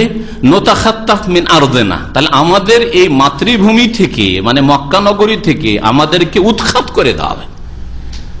খাতফা মানে হচ্ছে ছোঁ মেরে নিয়ে যাওয়া, তা নোতাখাত্তা মানে আমাদেরকে ছোঁ মেরে নিয়ে যাবে। কাফের চারিদিকে যা আছে লোকেরা সব তো ওই ধর্মের ওপর, আর আমাদেরকে বলছে নতুন ধর্ম মানতে, ওই যদি করি তাহলে আমাদেরকে ছোঁ মেরে নিয়ে যাবে, লুটপাট করে নিয়ে যাবে। নোতাখাত্তাফ মিন আরদিনা, আমাদের মাতৃভূমি থেকে আমাদেরকে উৎখাত করে দেওয়া হবে। আল্লাহ বলছেন ওদের জবাবে, আওয়ালাম নুমাক্কিন লাহুম হারামান আমেনা, আমি কি তাদের জন্য প্রতিষ্ঠিত করিনি নিরাপদ হারামকে? নিরাপদ হারামের এলাকা, যেখানে লড়াই ঝগড়া মানুষের কলহ বিবাদ থেকে নিরাপদ রেখেছি। শুধু মানুষকে নিরাপদ রাখেনি, সেখানকার পশু পাখি, শিকারী পশু পাখিকেও নিরাপদ রাখা হয়েছে, সেখানকার গাছপালা ঘাসকেও নিরাপদ করা হয়েছে। সুবহানাল্লাহ, চিন্তা করুন তো দেখি। মক্কায় ওয়ালা ইউদাদু শাজারুহা, মক্কার গাছ যেগুলি এমনিতে জন্মে যায় কাটতে পারবেন না। হ্যাঁ, আপনি চাষাবাদ করলে কাটেন, কিন্তু যেগুলি এমনি জন্মে যাচ্ছে গাছ কাটতে পারবেন না আপনি। হ্যাঁ, কোনো কিছু হারিয়ে গেছে, পড়ে গেছে, আপনি উঠিয়ে নিয়ে আসতে পারবেন না। চিরকাল আপনাকে জানাইতে হয়, মানুষ ঘোষণা করতে হয় ওয়ালা ইউলতাকাতু লুকতাতু ইল্লা লিমুনশিদ, আর ওয়ালা নবী করিম সাল্লাল্লাহু আলাইহি ওয়াসাল্লাম বলছেন যে কোনো শিকার করবে না, সেখানকার কোনো শিকারী পশু শিকার করবে না। তো এইভাবে আল্লাহ পাক শুধু মানুষকে নিরাপদ করেননি। দেখেন তো, যত কবুতর পায়রা উড়ে মক্কায়, যদি অন্য জায়গায় দাম্মামে পেতেন, রাখতেন কিছু? হ্যাঁ, কত নিরাপদ আল্লাহ করেছেন। তো আল্লাহ পাক বলছেন যে আমি কি তাদের জন্য নিরাপদ হারামকে প্রতিষ্ঠিত করিনি? ইউজুবা এলেই, শুধু তাই নয় যে শুধু নিরাপত্তা আছে মানুষের, দেখেন শান্তিতে বসবাসের জন্য সবচেয়ে বড় দুনিয়ার নিয়ামত হচ্ছে নিরাপত্তা। আপনি যদি আপনার বাড়িতে, আপনার গাড়িতে, রাস্তাঘাটে নিরাপদ না হন, তো থালাতে ভাত নিয়েও ভাত ভিতরে ঢুকবে না, গ্লাসে পানি নিয়ে পানি খেতে পারবেন না। কি হবে রে, কি হবে রে, কি হবে রে, তাই না?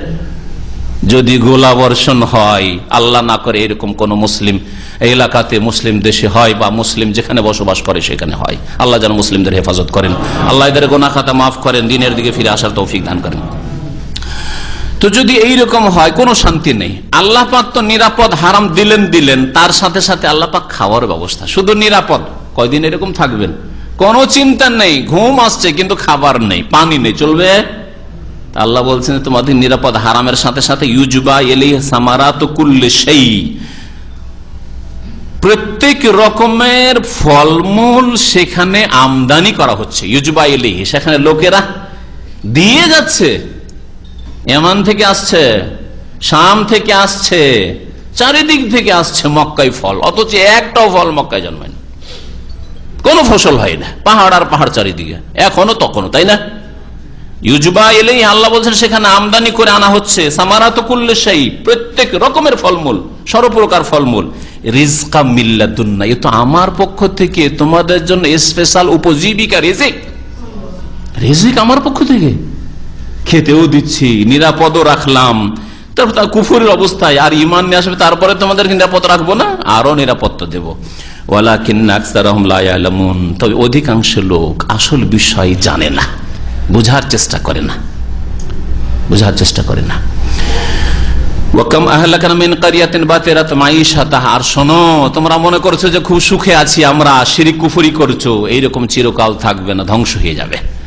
এরকম বহু জনপদ ছিল যারা গর্ব করেছে, আল্লাহর দিনকে প্রত্যাখ্যান করেছে, তখন আল্লাহর আযাব তাদেরকে পকড়াও করেছে। মানব জাতির ইতিহাসে অনেক এইরকম হয়েছে। আল্লাহ বলছেন ওয়াকাম আহলাকনা মিন ক্বরিয়া, এই কামটাকে কি বলা হয়, কে বলতে পারেন? হ্যাঁ, খাবরিয়া। কাম দুই রকম, একটা হচ্ছে ইস্তেফহামে জিজ্ঞাসামূলক, একটা হচ্ছে খাবরিয়া। ইস্তেফহাম, যেন কাম রিয়ালান ইনদাক, তোমার কাছে কয় টাকা আছে, কয় রিয়াল আছে, এটা হচ্ছে ইস্তেফহাম, জিজ্ঞাসা। আর একটা হচ্ছে কাম রাজুলিন যারাবতু, আমি কত লোককে যে মেরেছি, মানে অনেক লোককে মেরেছি, যেন সংবাদ দিচ্ছেন আপনি। তো এখানে ওই ভঙ্গিমাতে বলা হয়েছে ওয়াকাম আহলাকনা মিন ক্বরিয়া, আল্লাহ বলছেন আমি কত শত জনপদকে, কত শত শহর দেশকে আমি ধ্বংস করেছি। বাতিরাত মাঈশাতাহা, যারা তাদের জীবন যাপনের উপর, তাদের সুখের জীবন যাপনের উপর তারা কি করেছিল? গর্ব করেছিল, গর্ব করেছিল। ফাতিলকা মাসাকিনুহুম লাম তুসকান মিন বাদিহিম ইল্লা কালিলা, এই তো তাদের বাসস্থানগুলি পড়ে আছে, তাদের ধ্বংস হয়ে যাওয়ার পরে সেসব এলাকায় অল্প কিছুক্ষণ ছাড়া সেখানে কেউ বাস করতে যায়নি, ধ্বংস করে দেওয়া হয়েছে। সামুদ জাতিকে এখনো সৌদি আরবের মধ্যে ওই এলাকা, তাবুকের মধ্যে, তাই না? আল্লাহ বলছে যে যেখানে ধ্বংস করা হয়েছে ওখানে কেউ আর, এত হাজার হাজার, কয়েক হাজার বছর হয়ে যাচ্ছে, কেউ আর বসবাস করতে যায়নি, বিরান হয়ে অনাবাদ হয়ে পড়ে আছে। যদি যায়ও মানুষকে এখান দিয়ে পার হয়ে যেতে হবে, দ্রুত তাড়াতাড়ি পালাও, তাড়াতাড়ি পালাও, এখানে আল্লাহর আযাব এসেছিল। ওই কিছুক্ষণের জন্য, বিশ্রামের জন্য, অথবা কোনো কাজে নেমেছে হয়তো 2-4-10 মিনিট, আধা ঘন্টার জন্য, ওখানে কেউ বাড়ি বাঁধতে সাহস করে না, অথচ এরা কত শক্তিশালী ছিল। এইরকমই লূত আলাইহিস সালামের জাতিকে ধ্বংস করে, জমিন ধ্বংস করে একবারে মৃত সাগর, বাহরে মাইয়াত, মৃত সাগর। আল্লাহর এমন গজব, সেখানে কোনো মাছও পাওয়া যায় না, কোনো পশু প্রাণী নেই। আল্লাহু আকবার। এইরকমই আরবুল খালি, এমটি কোয়ার্টার যেটাকে বলা হচ্ছে, এই সৌদি আরবের 1/4 শূন্য হয়ে পড়ে আছে, তারই কোন এক বিশেষ এলাকায়। সেখানে আজ সম্প্রদায়কে ধ্বংস করা হয়েছে। ইয়ামান আর ওমান আর সৌদি আরব, এই 3টা দেশের বর্ডার এলাকায় একেবারে জনশূন্য এলাকা, বালি আর বালি। এখনো অনেক খবর পত্র পত্রিকা পাওয়া যায়, মাঝে মাঝে ওই সব এলাকায় কেউ গিয়েছে, যাওয়ার পরে গাড়ি নিয়ে ভেসে গেছে, আর গাড়ি ঢেকে গেছে হয়তো এতে মরুভূমিতে, বাতাসে, আপনার বালিতে, আর না হলে পানি পাইনি মরে পড়ে আছে, খবরই হয়নি। অনেকদিনের পরে দেখা যাচ্ছে আর এখানে এরকম একটা গাড়ি পড়ে আছে কিনা দেখো তো, লোকজন মরে পড়ে আছে, না পানি আছে না কিছু আছে। লাম তুসকান মিন বাদিহিম, এদেরকে ধ্বংস করে দেওয়ার পরে ওই জায়গাগুলো আর কেউ বসবাস করতে যায়নি, ইল্লা কালিলা, গেলেও অল্প কিছুক্ষণের জন্য কেউ গেছে, কেউ দেখতে, তামাশা দেখতে গেছে, দর্শনে কেউ গেছে, সেখান দিয়ে ব্যবসায়ী উদ্দেশ্যে সেখান দিয়ে হয়তো সফর করেছে, কিন্তু সেখানে কেউ বসবাস করতে চায়নি। ওয়াকুন্না নাহনুল ওয়ারিসিন, আর আমি এসবের উত্তরাধিকারী মালিক হয়েছি। এসবের মালিক কে? জমিনের মালিক আল্লাহ। সবকিছু ধ্বংস হয়ে যাবে, সকলে ধ্বংসের মালিক আল্লাহ হবেন। ওমা কানা রব্বুকা মুহলিকাল কুরা, আর আল্লাহ পাকের নীতিমালা এটা নয় যে যাকে তাকে আল্লাহ যখন তখন আযাব দিয়ে ধ্বংস করে দিবেন। ভালো চলছেন, ভালো বলছেন, ভালো বিশ্বাস করছেন, ভালো আমল করছেন, আর আল্লাহ খামাখাতে আল্লাহ আযাব দিয়ে আপনাকে কষ্ট দেবেন, আল্লাহ কখনো চান না। এটা আল্লাহ পাকের আদল, ইনসাফের বিপরীত। আল্লাহ বলছেন, হে নবী, তোমার রব এমন নন যে মুহলিকাল কুরা, জনপদগুলিকে ধ্বংস করে দেবেন, হাত্তা ইয়াবআসা ফি উম্মিহা রাসূলা, যতক্ষণ পর্যন্ত সেই জনপদগুলির মূল ভূমিতে, মূল কেন্দ্রে কি না পাঠিয়েছেন, কোন রাসূল না পাঠিয়েছেন। তাহলে এই আয়াত স্পষ্ট, ফি উম্মিহা আল্লাহ বলছেন, মানে উম্মুল কুরা। বোঝা গেল যে সব গ্রামে, সব শহরে আল্লাহ রসুল পাঠাবেন না, এটা জরুরি নাই। রিয়াদে এক রসুল পাঠাইতে হবে, আবার মক্কা এক রসুল পাঠাইতে হবে, মদিনায় একটা পাঠাইতে হবে, আবার জর্ডনে আম্মানে একটা পাঠাইতে হবে, না, প্রত্যেক শহরে নাই। তবে জমির বা দেশের কেন্দ্রীয় স্থানে, কেন্দ্রীয় স্থান যে কোনো জায়গায় আল্লাহ পাক যে জায়গাকে পছন্দ করেছেন, কেন্দ্রীয় স্থান মানে জরুরি নয় যে আপনার রাজধানী আপনার ঢাকাতেই হইতে হবে। হ্যাঁ, যেখানে আল্লাহ পাকের জমিনের, যেখানে আল্লাহ পাক রব্বুল আলামিন ভালো মনে করেছেন যে এই জায়গায় উর্বর শক্তি রয়েছে, এই জায়গাতে আমি নবী রাসূল পাঠালে এতে রহস্য আছে, তত্ত্ব আছে, হিকমত আছে, আল্লাহ পাক পাঠিয়েছেন যখন যেখানে মনে করেছেন। তারপরে ওখান থেকে দাওয়াত, রাসূলের, নবীর দাওয়াত আর ওহির দাওয়াত মানব জাতি পর্যন্ত চারিদিকে ছড়িয়ে পড়েছে, জানার সুযোগ করে দিয়েছি, জানার সুযোগ করে দিয়েছি। আজকের যান্ত্রিক সভ্যতার যুগে, ইন্টারনেটের যুগে, ফেসবুকের যুগে, আর এই কম্পিউটারের যুগে, আর মোবাইলের যুগে ইসলাম কেউ জানে না, এই কথা বলতে পারবে না কোন মুসলিম, বলতে পারবে না। আর সঠিক ইসলাম জানি না কোন বিদাতি মুসলিম বলবে, এই কথা বলার কোন অজুহাত নেই। সবকিছু জানার ব্যবস্থা আছে, খুললেই পাই পেয়ে যাবে। অনেকে অসৎ উদ্দেশ্যে ইন্টারনেট খুলেছে, ইউটিউব খুলেছে পাপ করার জন্য, পাপ দেখার জন্য, ফিল্ম দেখবে, খারাপ ছবি, আর এসে গেছে তাওহীদ সুন্নাতের বক্তব্য। বহু লোক এরকম হিদায়াত হয়েছে। আমাদের মতো সাধারণ মানুষের কাছে যদি এরকম শত শত খবর আসে, তাহলে ওই রকম যারা বিশিষ্ট ব্যক্তি, তাদের কাছে কত এরকম পৃথিবীর খবর আছে যে কত লোককে আল্লাহ পাক এসব রিসোর্স দিয়ে, এসব উপায় দিয়ে, মাধ্যম দিয়ে আল্লাহ পাক হিদায়াত করেছেন। জানার ব্যবস্থা আছে, জানতে হবে, জানার চেষ্টা করতে হবে। আল্লাহ পাক রব্বুল বলছেন যে আল্লাহ পাক অতক্ষণ কোন জাতিকে ধ্বংস করেন না, কোন দেশ, কোন এলাকাকে ধ্বংস করেন না, যতক্ষণ পর্যন্ত সেই দেশের মূল ভূমিতে বা কেন্দ্রীয় স্থানে রসুল না পাঠিয়ে দেন। ইয়াতুলু আলাইহিম আয়াতিনা, আমার আয়াত তাদেরকে পড়ে শোনাই সেই নবী। ওমা কুন্না মুহলিকিল কুরা, আর কোন জনপদকে আমি আল্লাহ ধ্বংস করি না যতক্ষণ পর্যন্ত তারা জুলুম না, ইল্লা ওয়া আহলুহা যালিম, যতক্ষণ পর্যন্ত তারা জুলুম না করে, বাড়াবাড়ি না করে। সবচেয়ে বড় জুলুম হচ্ছে আল্লাহর হক নষ্ট করা, শিরকের জুলুম, ইন্না শিরকা লাযুলমুন আযীম। আর তারপরে যে কোনো গুনাহ করা হচ্ছে জুলম। আর তৃতীয় জুলম হচ্ছে মানুষের জুলম করা, সৃষ্টির উপর জুলম করা। তো আল্লাহ পাক রব্বুল কোন জাতিকে ধ্বংস করলে হয় আল্লাহর হক নষ্ট করেছে, তৌহিদ নষ্ট করেছে, রসুলের হক নষ্ট করেছে, বিদাতি জীবন যাপন করে, আর না হলে আল্লাহ পাকের বিরুদ্ধাচরণ করে গুনহার কাজে লিপ্ত হয়েছে, ফরজ অজেব তরক করেছে, হারাম খেয়েছে, সুদী সিস্টেমে চলবে, হ্যাঁ, সুদী জীবন যাপন করবে, হারাম জীবন যাপন করবে, হারাম উপার্জন করবে, আর না হলে মানুষের হক নষ্ট করেছে, মানুষের হক নষ্ট করেছে, খুন করেছে, জেনা করেছে, মানুষের ক্ষয়ক্ষতি করেছে, মানুষকে কষ্ট দিয়েছে। এই বিভিন্ন রকমের জুলমের কারণে আল্লাহ পাক রব্বুল আলামিন কি করেছেন? কোন জাতিকে ধ্বংস করেছেন। তারপরেও এমনিতে হঠাৎ করে ধ্বংস করেনি, তাদের জন্য তাদের কেন্দ্রীয় স্থানে নবী রসুল আল্লাহ পাঠিয়েছেন, নবী রসুলের দাওয়াত পৌঁছাবার ব্যবস্থা করে দিয়েছেন। নবী রসুলের সিলসিলা যখন শেষ হয়ে গেছে, শেষ নবী মুহাম্মদ সাল্লাল্লাহু আলাইহি ওয়াসাল্লামের মাধ্যমে, তারপরে আল্লাহ পাক রব্বুল আলামিন কি করেছেন? তারপর আল্লাহ পাক রব্বুল আলামিন তাদের ওয়ারিসিন ওলামায়ে হক, ওলামা মানে শুধু দাড়ি লম্বা দেখবেন না, আর শরীর মোটা সোটা দেখবেন না, আর জামা কাপড় বেশি দেখবেন না, এইসব না। ওলামা মানে যারা কোরআনের কথা বলে, রসুলের হাদিসের কথা বলে, যারা ওহী ভিত্তিক কথা বলে, দলিল ভিত্তিক কথা বলে। সাধারণ মানুষ সকলে সুরাতে হইতে পারে, কিন্তু কোরআন এবং হাদিস সম্বলিত কথাবার্তা বলছে, এইরকম লোক আম্বিয়া রসুলগণের নায়েব অবশ্যই কিয়ামত পর্যন্ত থাকবে, যারা সংস্কারের কাজ চালিয়ে যাবে। আল্লাহ পাক যেন আমাদের কাজে কথায় বরকত দান করেন। আল্লাহ পাক তারপরে পার্থিব জীবনের কথা বলছেন, অমা উতিতু মিন শাই, তোমাদেরকে যা কিছুই দেওয়া হয়েছে পৃথিবীতে, ফামাতাউল হায়াতিদ দুনিয়া, এ হচ্ছে পার্থিব জগতের ভোগ্য বস্তু বা ভোগের সামগ্রী, ক্ষণিকের ভোগের সামগ্রী। দুনিয়ার মাতা মানে হচ্ছে যেটা টেম্পোরারি, কিছুদিনের ভোগের জন্য। দুনিয়া হচ্ছে এরকম। ওয়াজিনাতুহা, এবং এই পার্থিব জগতের শোভা সৌন্দর্য, আমা ইনদাল্লাহি খায়রু ওয়া আবকা, যা কিছু আল্লাহ পাকের নিকটে রয়েছে তা হচ্ছে উৎকৃষ্ট আর স্থায়ী। আফালা তাকিলুন, তোমরা কি বুঝো না? আল্লাহ পাকের কাছে যা আছে, আল্লাহ পাকের কাছে পাওয়ার জন্য তুমি সৎকর্মশীল হলে, নেকির কাজ করলে, ফরজ নামাজ আদায় করলে, দিন শিখলে, দিন মোতাবেক জীবন যাপন করলে, এটা হচ্ছে সবচেয়ে উত্তম তোমার জীবনে, আর এটা হচ্ছে স্থায়ী। তাহলে সৌদি আরবে এসেছেন, এখানে এসেছেন কিছু রুজি রোজগার করার জন্য, হ্যাঁ, আর এখানে তার সাথে সাথে আল্লাহ বেটার চান্স দিয়েছেন যে হজ উমরাটা করা সহজ। এখানে আল্লাহ আরো সুন্দর সুযোগ সুবিধা দিয়েছেন যে কোরআন এবং হাদিস ভিত্তিক শহীদ দিন শিখা সহজ, হ্যাঁ, 8 ঘন্টা 10 ঘন্টা ডিউটি করে নেওয়ার পরে ফ্রি আছেন। তাহলে এর মধ্যে দেখেন, যা দুনিয়ায় দেওয়া হচ্ছে তোমার বেতন, স্যালারি আর সুযোগ সুবিধা, ফ্যাসিলিটি যা দেওয়া হচ্ছে, বা ব্যবসা বাণিজ্য করে টাকা পয়সা যা ইনকাম করছে, রিয়াল ডলার, এটা হচ্ছে মাতাউল হায়াতিদ দুনিয়া, দুনিয়ার ভোগের বস্তু।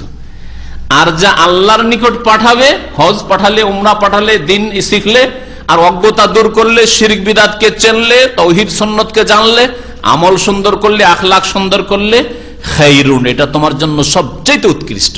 ও আবকার, এটাই হচ্ছে তোমার জন্য স্থায়ী, এটা তোমার সাথে দুনিয়াতেও থাকবে, দুনিয়াকে তোমার সুন্দর করে দিবে, ছেলে মেয়েদের ভবিষ্যৎ প্রজন্মকে আল্লাহ পাক যা ভালো করবেন তাদের, আর তোমার আখিরাতকে সুন্দর করে। আফালা তাকিলুন, এগুলো বুঝার চেষ্টা করো না, বুঝার চেষ্টা করো না।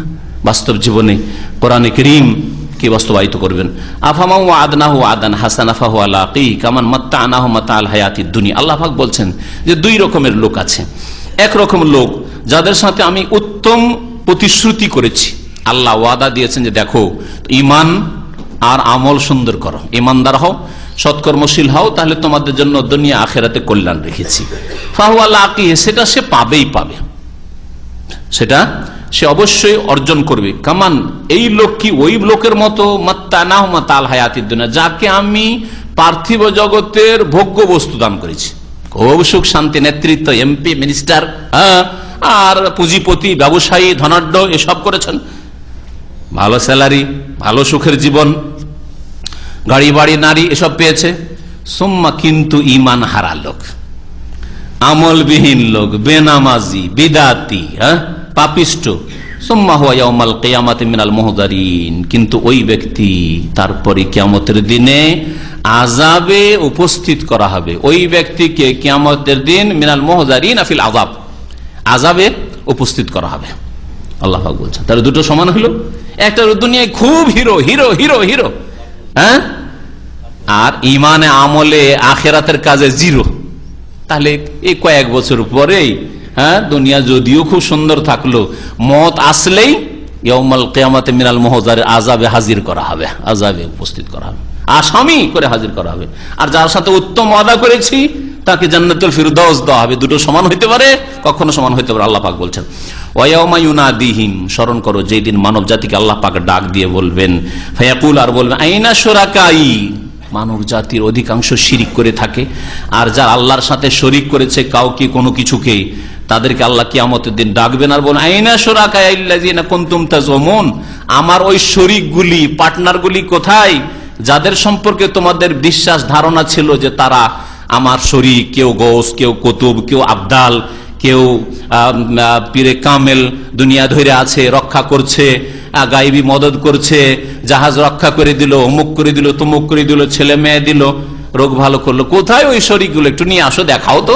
আল্লাহ বলবেন কালাল্লাযিনা হাক্কা আলাইহিমুল কওলু, আল্লাহ পাক বলছেন যে ওই লোকেরা বলবে যাদের উপর আল্লাহ পাকের শাস্তির বাণীর বাস্তবায়ন হয়েছে, মানে যাদের সম্পর্কে আল্লাহ পাকের শাস্তির বাণী অবধারিত হয়েছে যে এরা শাস্তি পাবে, অর্থাৎ এদের নেতৃস্থানীয়। এই আয়াতে নেতাদের কথা আল্লাহ বলছে। আল্লাহ পাক রব্বুল আলামিন কিয়ামতের দিনে বলবেন যে আমার শরীকগুলিকে নিয়ে আসো। মুশরিকদেরকে আল্লাহ বলবেন যারা শিরিক করেছে আল্লাহর সাথে, সে মূর্তি পূজার শিরিক করুক, কবর মাজার শিরিক করুক, ব্যক্তি পূজার শিরিক করুক, যাই করুক, তো এদেরকে ডাকতে বলবেন। তখন ওই নেতারা যারা গুমরাহ করেছে, ধর্মীয় নেতারা গুমরাহ করেছে, অধিকাংশ ধর্মীয় নেতারা মানুষকে গুমরাহ করে। আর কারা গুমরাহ করেছে? দুনিয়ার শাসক গুমরাহ নেতারা গুমরাহ করেছে। দুনিয়াতে এমন ভাবে মাতিয়ে রেখেছে, ভুলিয়ে রেখেছে, আর বড় বড় টোপ দিয়েছে যে তুই আমাদের দলে থাক, আজকে তুই আছিস চেয়ারম্যান, 5 বছরে হবি তুই এমপি।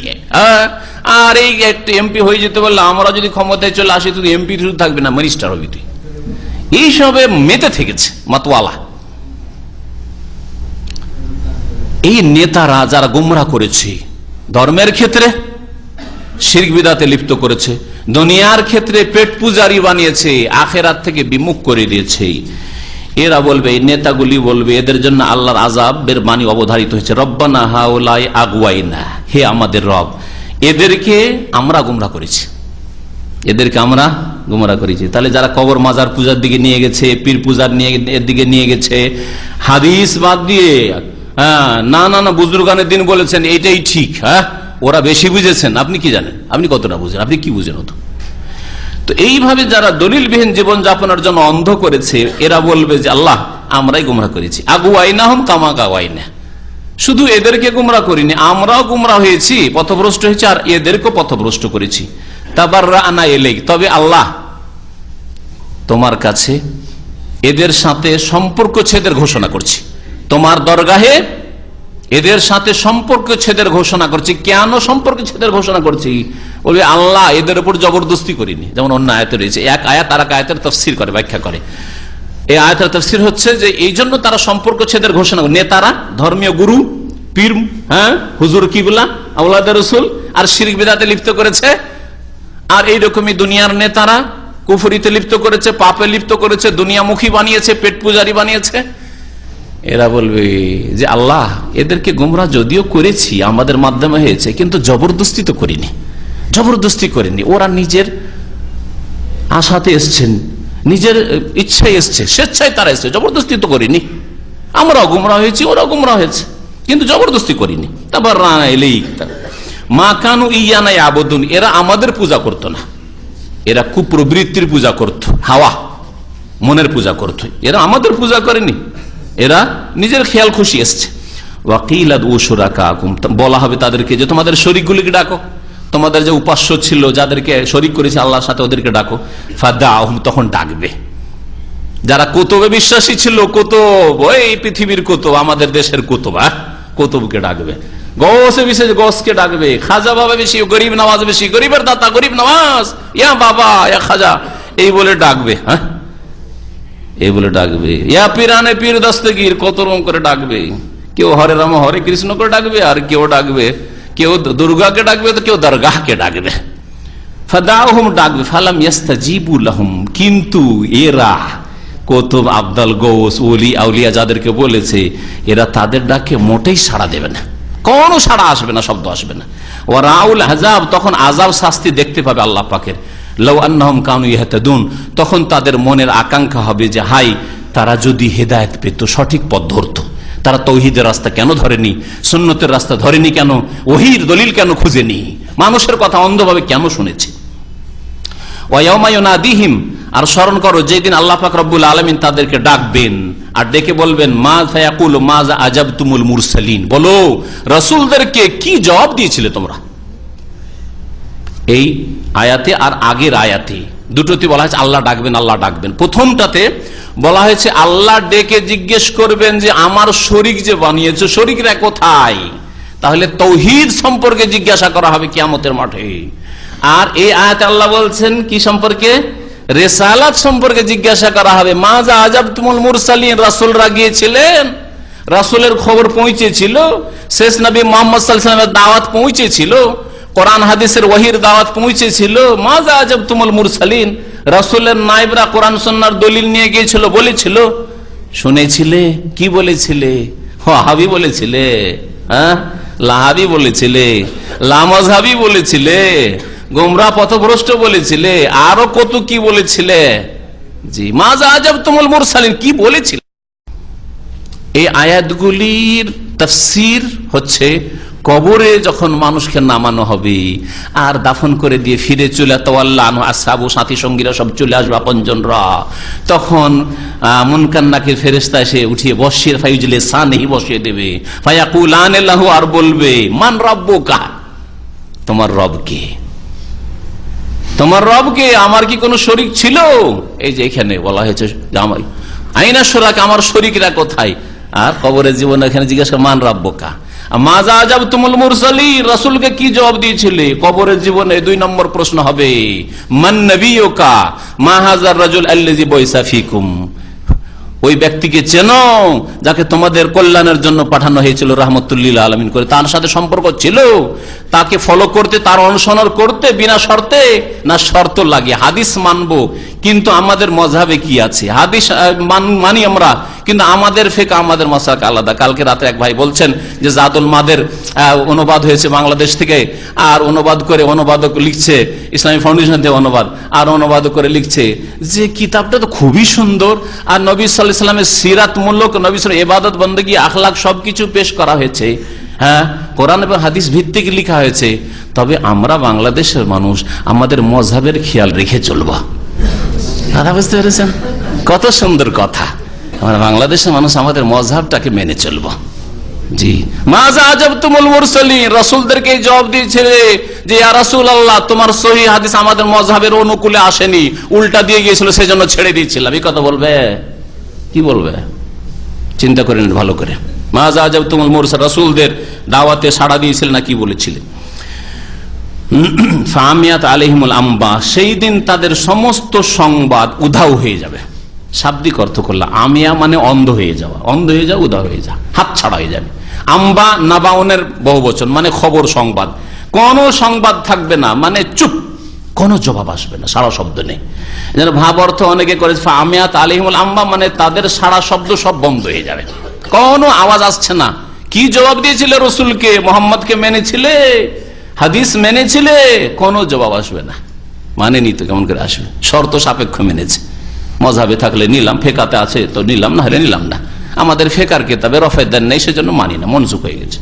আমাদের ফেকার কিতাব আছে সূরা ফাতিহা পড়া নিষেধ, সেই জন্য মুক্তাদি আমরা পড়ি না। কথা বুঝতে পেরেছেন? হ্যাঁ, মাজা আজাবতুমুল মুরসালিন, রাসূলকে কি জবাব দিয়েছিল, লা সালাতা লিমান লাম ইয়াকরা বিফাতিহাতিল কিতাব, যে ব্যক্তি সূরা ফাতিহা পড়ে না তার নামাজ হয় না।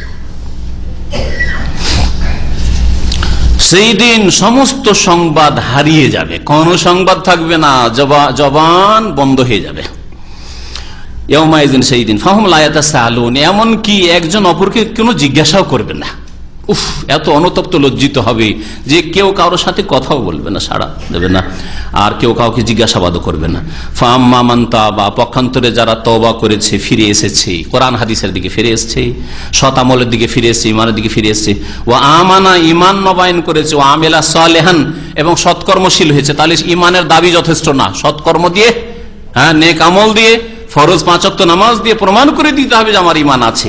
তাওহীদ সুন্নাত মোতাবেক জীবনযাপন দিয়ে, পারিবারিক জীবন, ইসলামিক জীবন গঠন করে জীবনের প্রত্যেকটি ক্ষেত্রে চেষ্টা করতে হবে, দিয়ে প্রমাণ করে দিতে হবে যে আমরা ফিরে এসেছি আল্লাহর দিকে।